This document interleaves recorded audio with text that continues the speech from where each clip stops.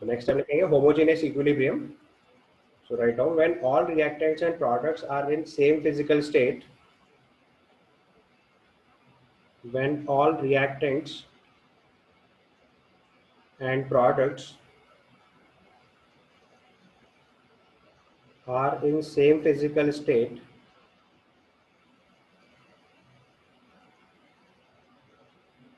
when all reactants and products are in same physical state, then it is referred as homogeneous equilibrium.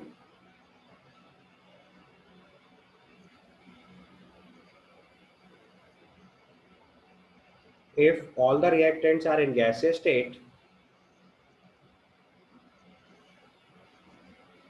if all the reactants and products are in gaseous state,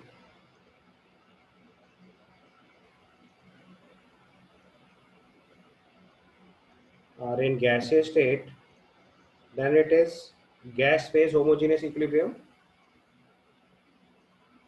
Then it is gas phase homogeneous equilibrium.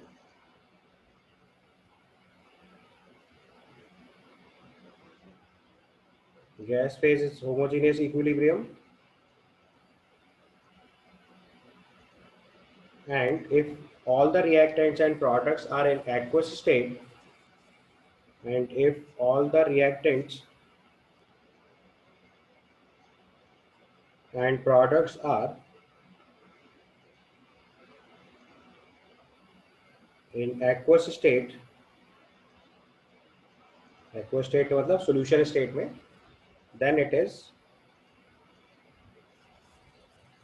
aqueous phase homogeneous equilibrium. Then it is aqueous phase homogeneous equilibrium. Right. तो logic ये हुआ कि किसी भी equilibrium के अंदर अगर सारे reactants and products same physical state में होते हैं तो उसे होमोजेनियस इक्विलिब्रियम बोलते हैं. ये देखो आपके गैस फेज होमोजेनियस इक्विलिब्रियम के एग्जांपल्स लिखे मैंने. H2 + I2 gives 2HI gases, delta N 0, PCl5 gases gives PCl3 gases plus Cl2 gases, delta N positive, N2 gases plus H2 gases gives 2 ammonia gases, delta N negative. अब ऐसे हम लोग aqueous phase homogeneous equilibrium लिख सकते हैं. उसके भी typical examples note करिए एक एक करके. अब देखो aqueous phase equilibrium if we are writing, so acetic acid reacts with CH3 CH2OH, it is forming CH3 CO CH2 CH3 aqueous plus water aqueous. तो देखो सारे reactant product aqueous state में homogeneous equilibrium. दूसरे example में देखो I2 aqueous plus I minus aqueous gives I3 minus aqueous. तो ये भी देखो homogeneous equilibrium हो गया, राइट. तो अगर कभी भी aqueous solution वाले केस लिखे होंगे तो दिस इज सारे सब्सटेंसेस aqueous स्टेट में होंगे तो aqueous phase homogeneous equilibrium हो गया. ठीक है, क्लियर है यहाँ तक. अब यहीं पे अगर तीसरा केस लिखें हेट्रोजेनियस इक्विलिब्रियम. हेट्रोजेनियस इक्विलिब्रियम मतलब कोई भी रिएक्टेंट या प्रोडक्ट किसी डिफरेंट फिजिकल स्टेट में आ जाएगा, then will say it heterogeneous equilibrium. So heterogeneous equilibrium में लिखे if any of the reactant और product is in different physical state then it is heterogeneous equilibrium. तो कोई भी एक रिएक्टेंट या प्रोडक्ट अगर डिफरेंट फिजिकल स्टेट में आ जाएगा तो उसको हम लोग हेट्रोजेनियस इक्विलिब्रियम की कैटेगरी में डालेंगे. पहला एग्जांपल देखो, जैसे हमारा कैल्शियम कार्बोनेट सॉलिड है, इससे CO सॉलिड, ये दो सॉलिड हो गए, और कार्बन डाइऑक्साइड देखो गैसीय स्टेट में, सो डिफरेंट फिजिकल स्टेट हो गई. नेक्स्ट एग्जांपल में देखो हमारे पास अमोनियम हाइड्रोजन सल्फाइड है इन सॉलिड स्टेट, बाकी उसके बाद की दोनों सब्सटेंस देखो गैसीय स्टेट में. सिमिलरली यहाँ देखो ये दोनों गैसीय स्टेट में, जबकि इनिशियल कंपाउंड हमारा सॉलिड स्टेट में है. सिमिलरली यहाँ देखो ये सॉलिड स्टेट है, ये सॉलिड स्टेट है, और बाकी दोनों गैसीय स्टेट है. So this is example of heterogeneous equilibrium, right. तो अगर कोई भी एक सब्सटेंस डिफरेंट फिजिकल स्टेट में होगा then it is referred as heterogeneous equilibrium. So now we are going to study about the expressions of equilibrium constant for different equilibrium. तो उसको question के फॉर्म में भी समझ सकते हैं, थ्योरी के फॉर्म में भी समझ सकते हैं, आपकी चॉइस है. जैसे हमने सबसे पहली इक्वेशन लिखी, hydrogen gaseous plus I2 gaseous gives 2HI gaseous. ठीक है, hydrogen gaseous plus I2 gaseous give 2HI gaseous, ये हमारे लिए इक्वेशन है। हमने T इक्वल टू 0 पे इसके मोल्स A एज्यूम कर लिए और इसके मोल्स B एज्यूम कर लिए। हमारी इस रिएक्शन में जो वॉल्यूम ऑफ द कंटेनर है वो लेट से V है और टोटल प्रेशर एट इक्विलिब्रियम हमने लेट से P एज्यूम कर लिया। तो यहाँ पे हम लोग ये चीज़ पहले ही ऐड कर लेंगे। वॉल्यूम ऑफ कंटेनर जिसमें आप इक्विलिब्रियम अटेन करा रहे हैं उसको हमने V एज्यूम कर लिया है and total pressure at equilibrium, total pressure at equilibrium हमने कैपिटल P एज्यूम कर लिया है। Volume of the container capital V and total pressure at equilibrium capital P assume कर लिया है। हाइड्रोजन के आयोडीन से रिएक्शन हो गया 2HI बन रहा है। T इक्वल टू 0 पे A मोल्स ऑफ H2 और B मोल्स ऑफ I2 है। अब हम इक्विलिब्रियम अगर अटेन कराएंगे तो eight equilibrium if I right तो इसके कुछ x मोल कंज्यूम हुए तो will write A minus x, इसके भी वही x मोल कंज्यूम हो गए क्योंकि 1 मोल H2 से 1 मोल I2 रिएक्ट कर रहा है तो ये B माइनस एक्स, और उससे 2 मोल्स ऑफ HI फॉर्म होगा तो will write 2x। So A minus x, B minus x और 2x फॉर्म होगा। अगर H2 का x मोल कंज्यूम होगा तो H2 और I2 का कोफिशिएंट 1:1 है, तो अगर H2 का x मोल कंज्यूम होगा तो I2 का भी x मोल कंज्यूम होगा, और HI का कोफिशिएंट 2 है तो इससे 2x मोल फॉर्म हो जाएगा, राइट। अब अगर हम यहाँ से इस इक्वेशन के लिए Kc कैलकुलेट करना चाहते हैं तो उसके लिए हमें पहले एक्टिव मासेस लिखना पड़ेगा। तो अगर हम एक्टिव मास ऑफ H2 लिखेंगे तो it is concentration A minus x by v हो जाएगा। एक्टिव मास ऑफ I2 अगर लिखेंगे तो इसकी कॉन्सेंट्रेशन है B माइनस एक्स, मोल्स है, वॉल्यूम V है। और अगर एक्टिव मास ऑफ HI लिखेंगे तो इसके मोल्स 2x है, वॉल्यूम V है। ये इसके एक्टिव मासेस हो गए कॉन्सेंट्रेशन के टर्म में। तो if I have to report Kc over here तो Kc की वैल्यू आएगी active mass of HI square, वो 2 है, H2 equal to A minus X upon B moles upon volume upon liter लिखता है ना। Volume on mole is concentration.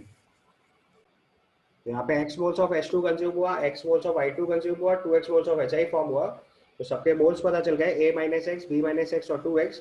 फिर हमने इनके एक्टिव मास लिखे, एक्टिव मास होता है मोलर कॉन्सेंट्रेशन, तो मोल्स अपॉन वॉल्यूम से कॉन्सेंट्रेशन निकालिए और अब इसको Kc के एक्सप्रेशन में पुट कर देंगे तो हमारा Kc का वैल्यू आ जाएगा 2x by v whole square divided by A minus x by v into B minus x by we.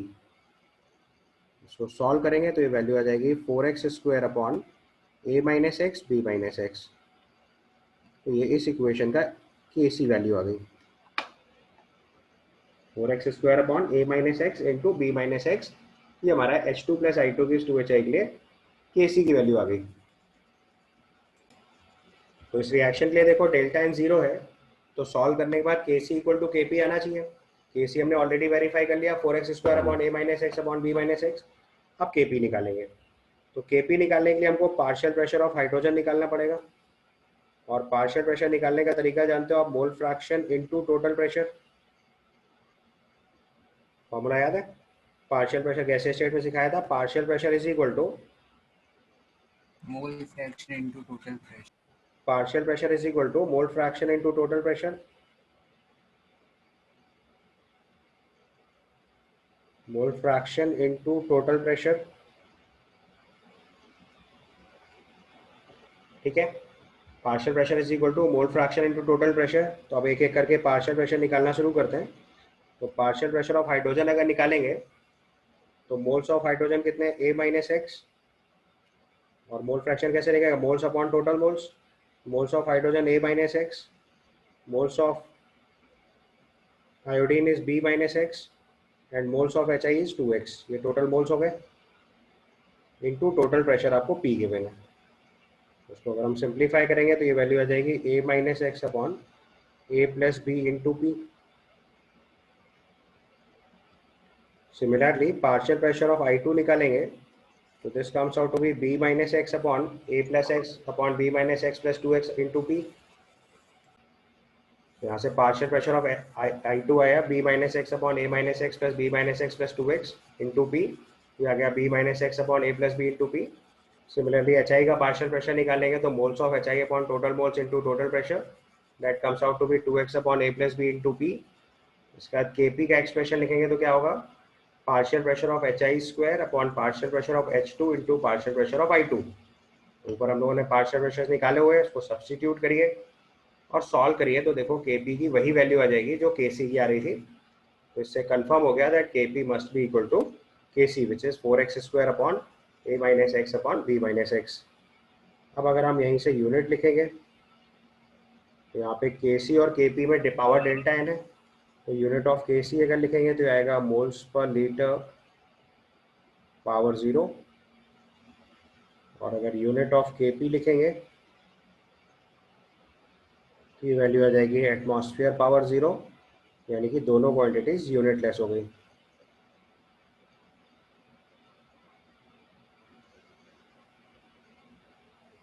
Right, तो डेल्टा एन जीरो के केस में Kc और Kp के एक्सप्रेशन वॉल्यूम और प्रेशर से इंडिपेंडेंट होते हैं, और यूनिट ऑफ Kc और Kp यहाँ पे यूनिटलेस क्वांटिटी होती है।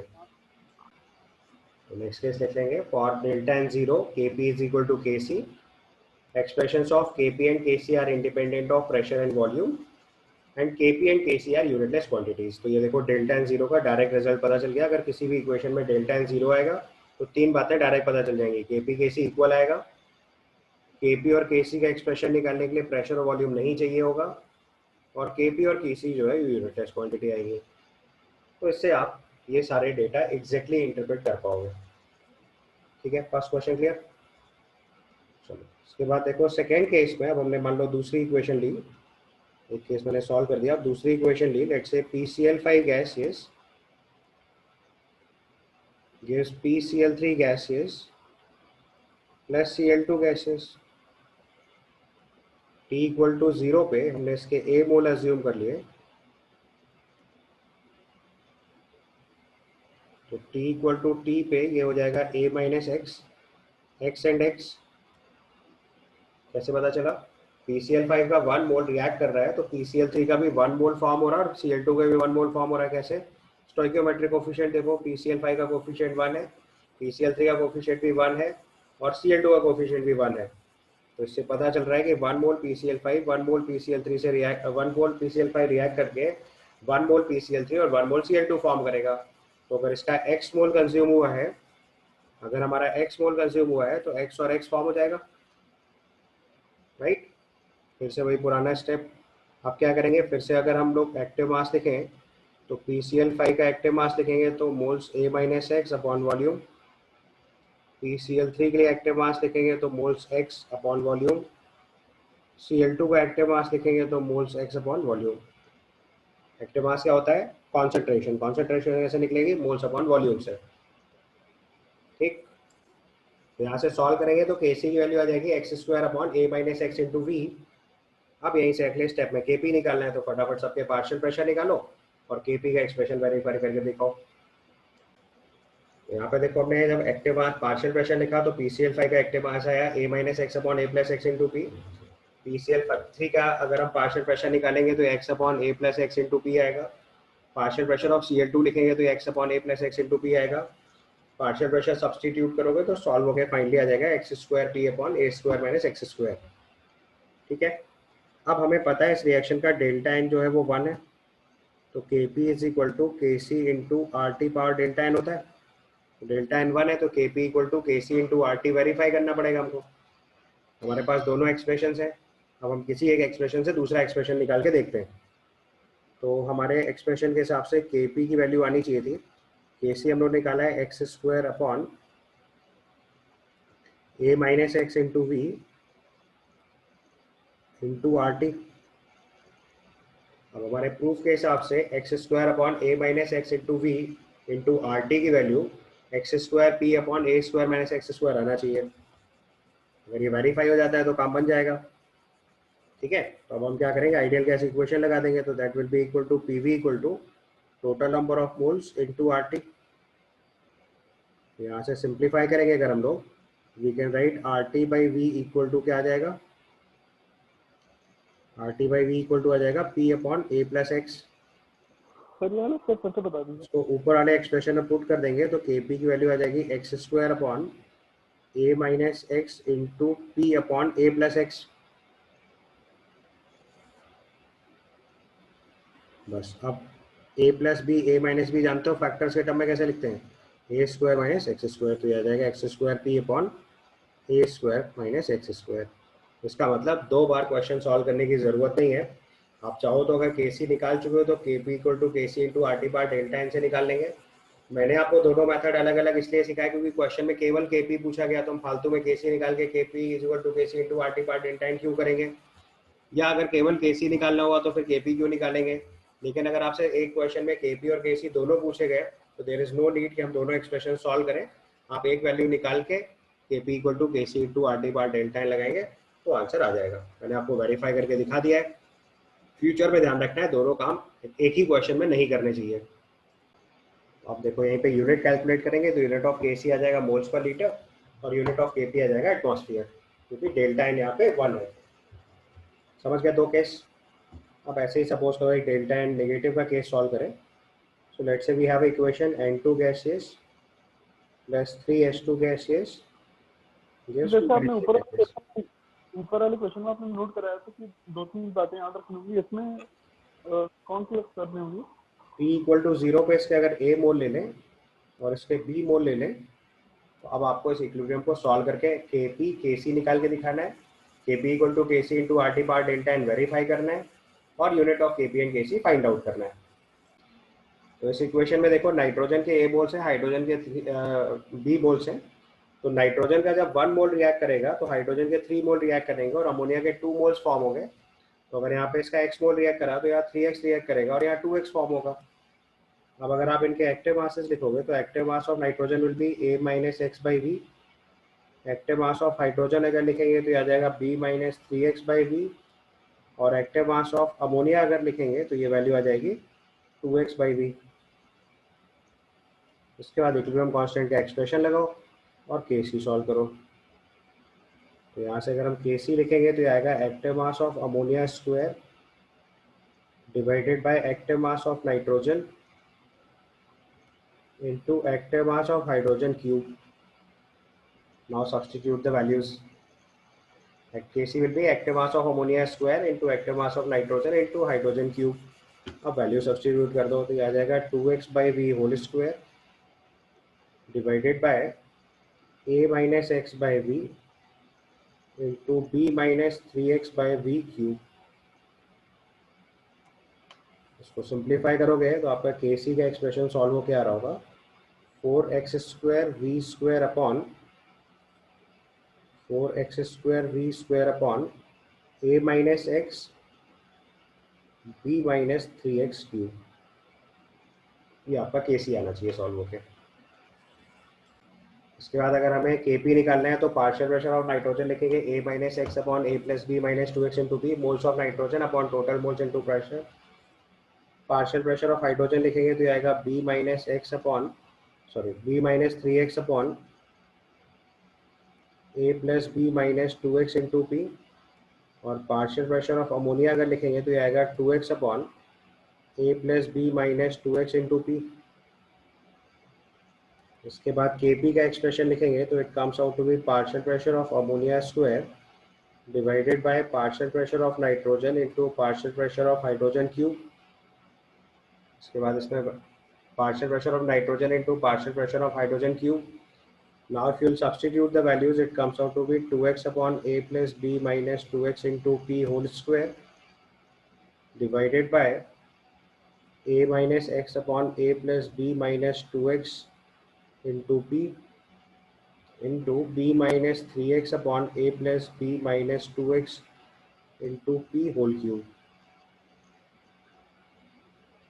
इसके बाद आपने इसको सिंप्लीफाई किया होगा तो Kp की वैल्यू सॉल्व होकर अब आएगी 4x स्क्वायर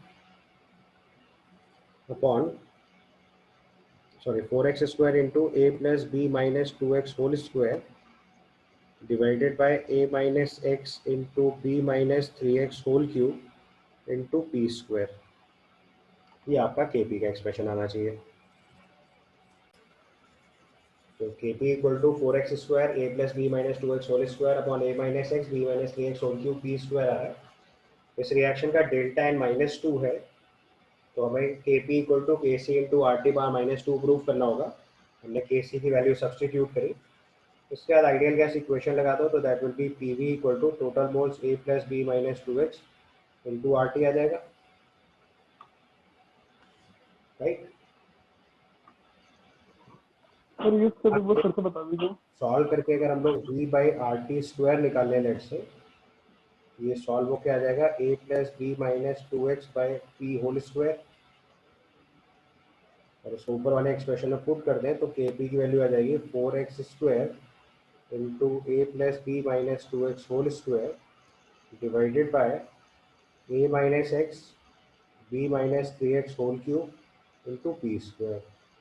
तो आप देखो यहाँ पे kp के एक्सप्रेशन से मैच कर जाएगा, तो यहाँ से आप kp equal to K C into R T बार डेल्टा एन वेरीफाई कर ले जाओगे, और लास्ट में अगर आप यूनिट ऑफ के सी लिखोगे तो ये वैल्यू आ जाएगी मोल्स पर लीटर पावर -2, और यूनिट ऑफ के पी लिखेंगे तो ये वैल्यू आ जाएगी एटमॉस्फेयर पावर -2।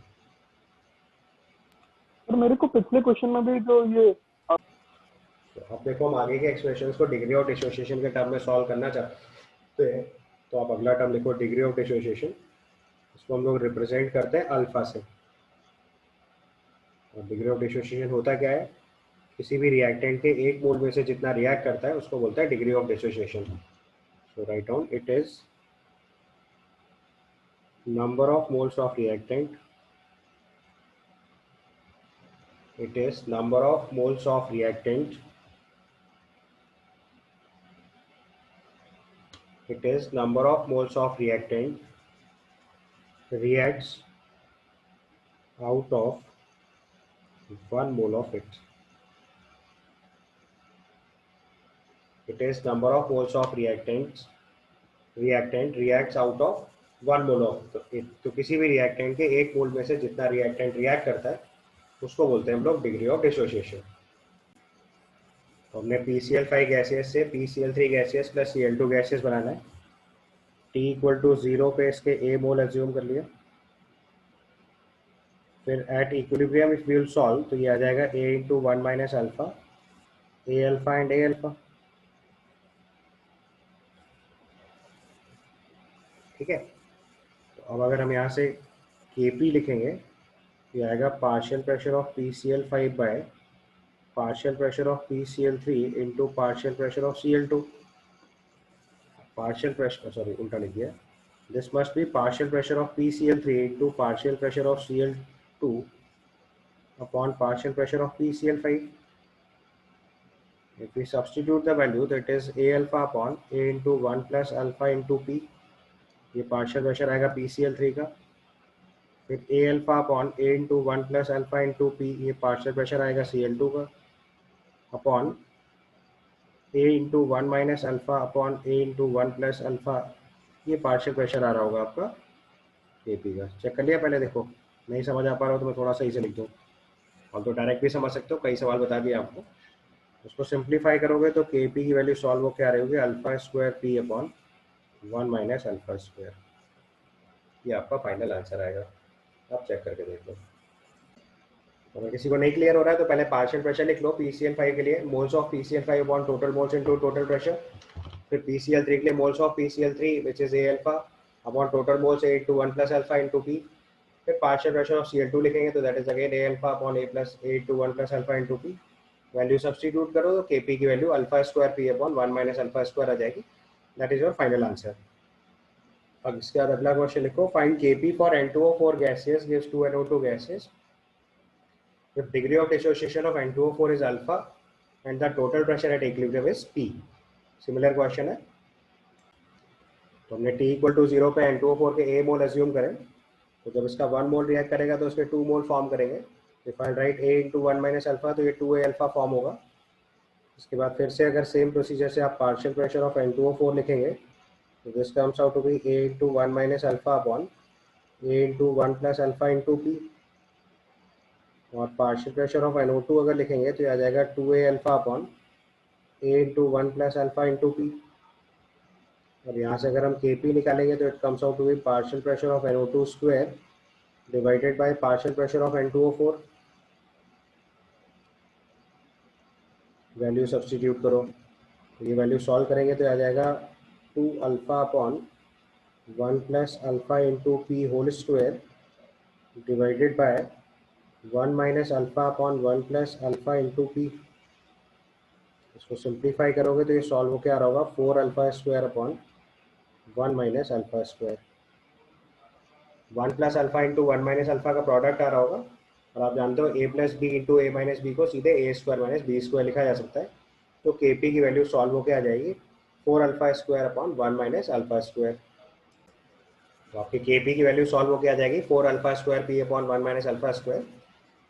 इसके बाद अगला क्वेश्चन लिखो, for the reaction ammonia gases gives half of nitrogen gases plus 3/2 H2 gases, so that the degree of dissociation alpha is equal to 1 plus 3 root 3 by 4 P upon Kp power 1 by 2, where P is the total pressure at equilibrium and obviously Kp is equilibrium constant। तो आपको इसको proof करके दिखाना है। तो अब देखो, हमने इक्वेशन लिखी NH3 के half of N2 plus 3/H2 T equal to 0 पे A मोल अज्यूम करें। इसके 1 मोल से इसका हाफ मोल और इसके 3/2 मोल बन रहे हैं। तो अगर इसका A अल्फा कंज्यूम होगा तो ये A अल्फा बाई 2 बनेगा, ये 3 A अल्फा बाई 2 बनेगा। बस अब सबके पार्शियल प्रेशर लिखो।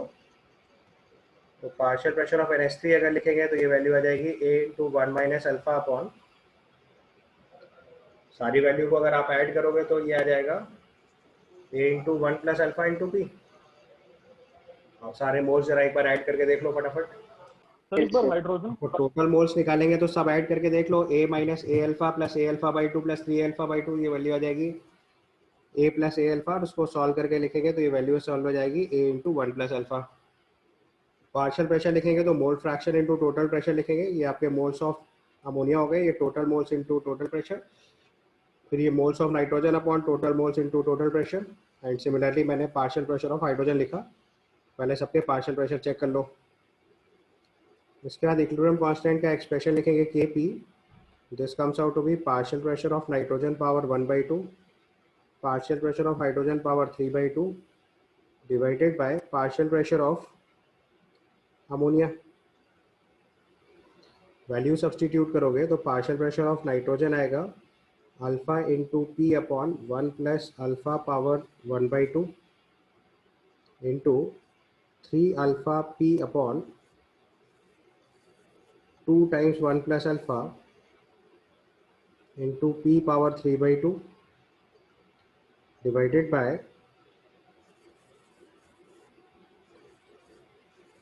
1 minus alpha upon 1 plus alpha into P.